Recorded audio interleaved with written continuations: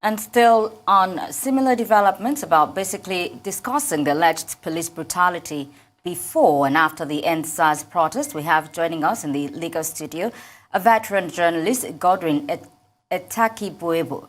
Good to have you join us, sir. Well, let me start by asking how accurate your assertion is that the police force was not provided in the very instance by Nigerians, but by foreigners.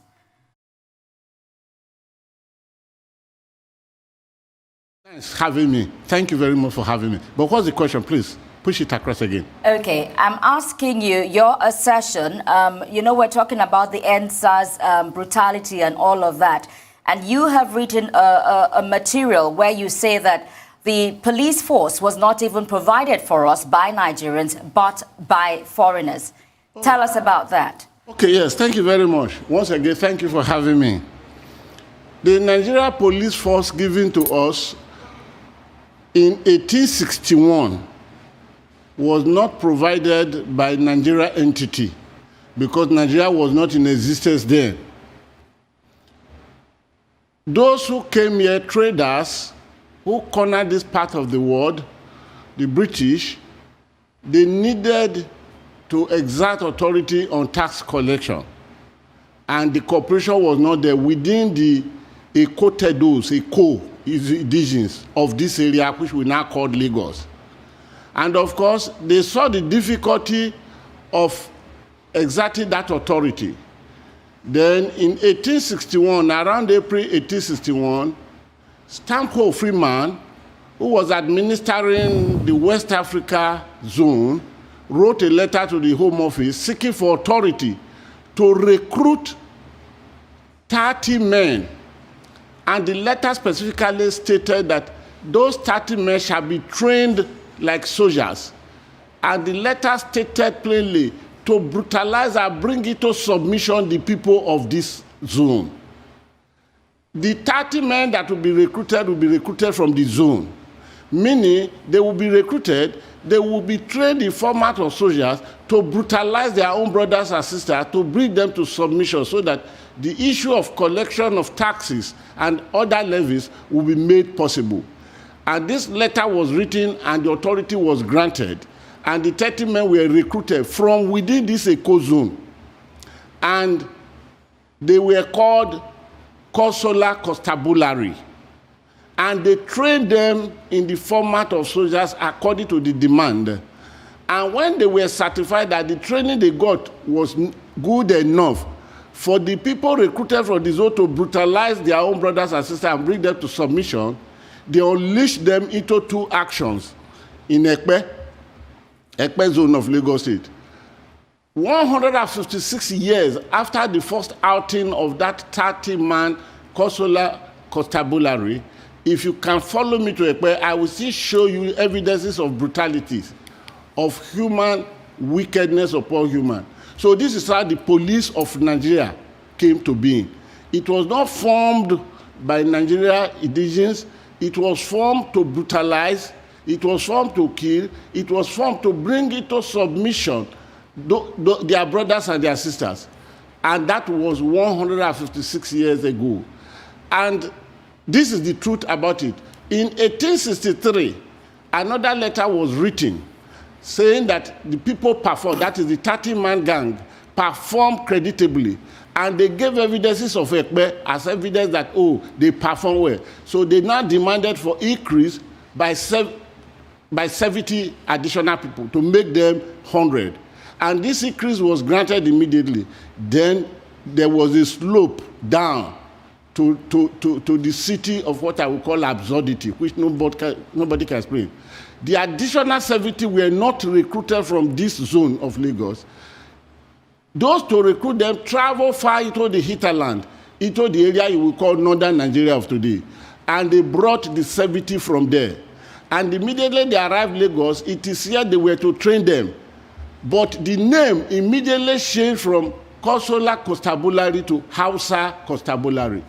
Why that changed and what form that changed will be a story for another day. But maybe I've answered your question for now. Indeed, interesting historical perspective there. Now, I would like us to reflect on current realities now.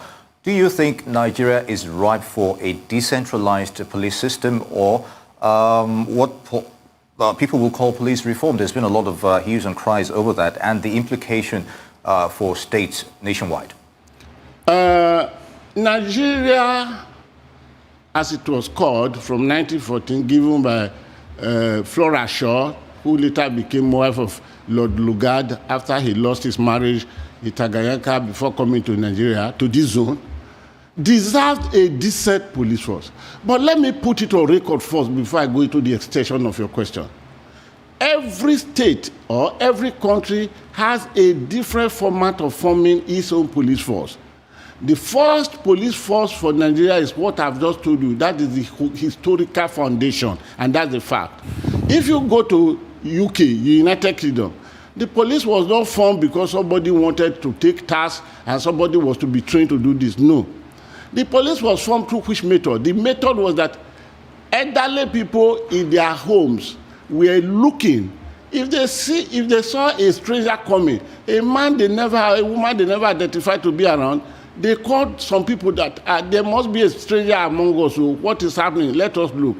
It made tracing of crime very, very easy. It was this line that the police in the United Kingdom was formed. Again, the formation of that will be a story for another day. But today, do we deserve a friendly police, a police that they can say, really your friend? Yes. That is what normal society would have created for their people from origin. But we miss it for the analysis I just given.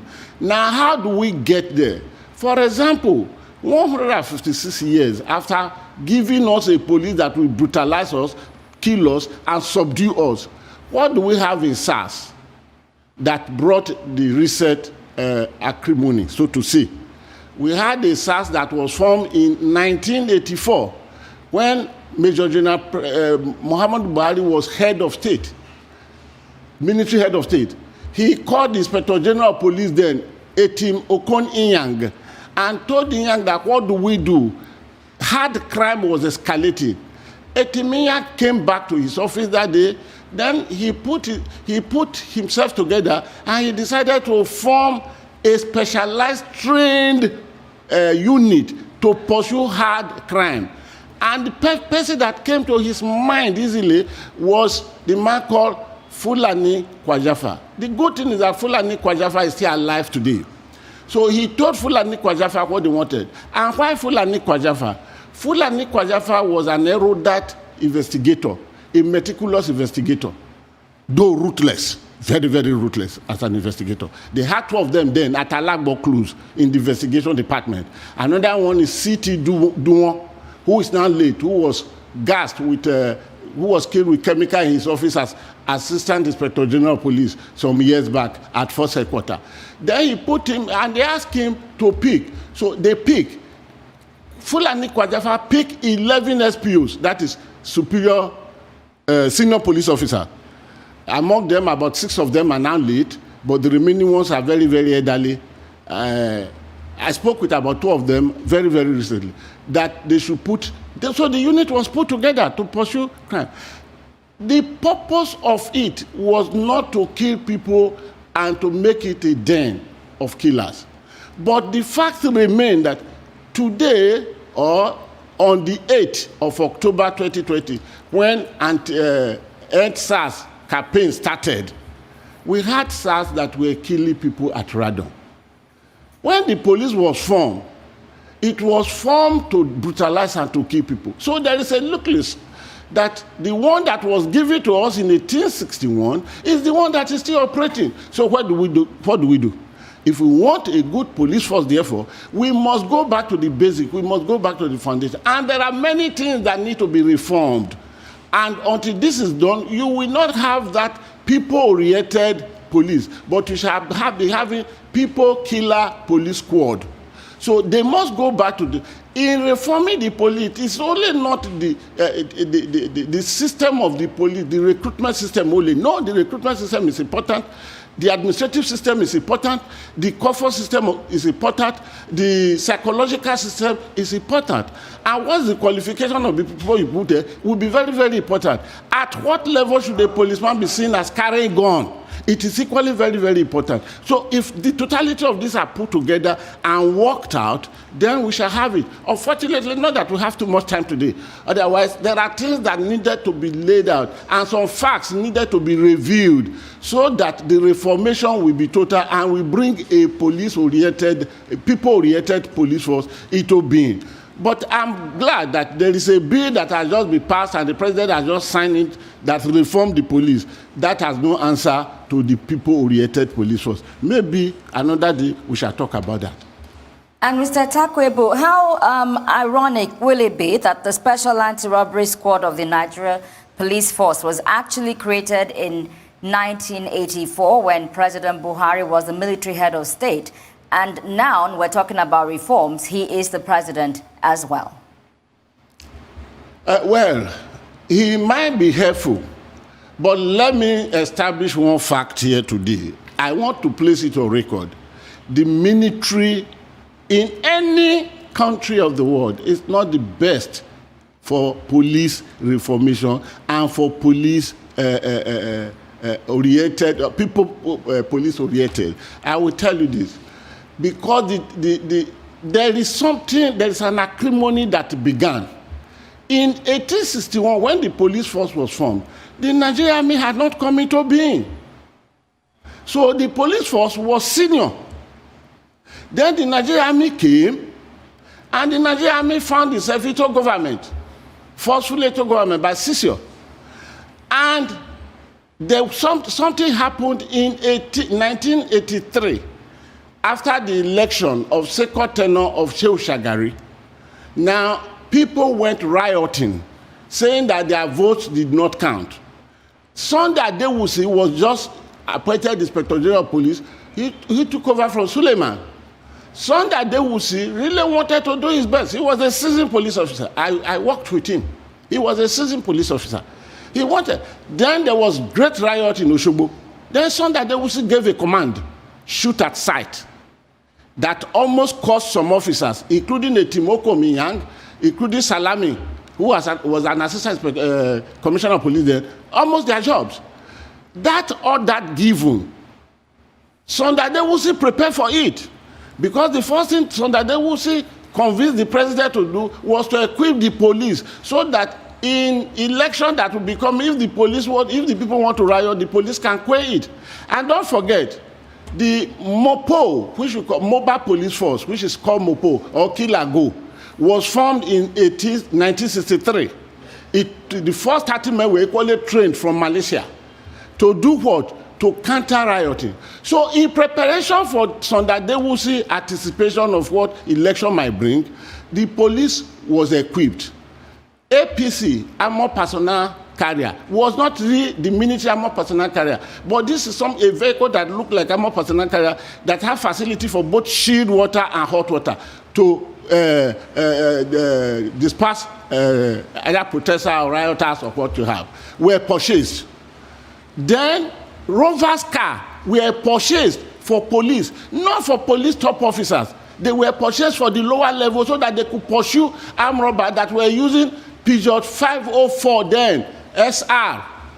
And those SR were moving on the vehicle. This was the purpose. But when the chief of staff, annual conference head in Jos, in 1983, November 1983, ordered the command, because Major General Muhammadu Buhari was then the GOC of the third, of that div.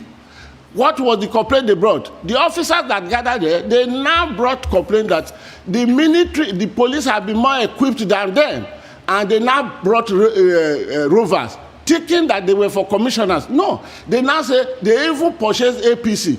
The coup that eventually came on the 9th, Sunday, of 1983, December 31st, was for that. All right, we could go on and on. It's been a very interesting, historical perspective regarding the formation of the police in Nigeria and relating to what the challenges we're having now. Godwin Etakibuebu, the guru, as we know him in the media, it's good to have you with us.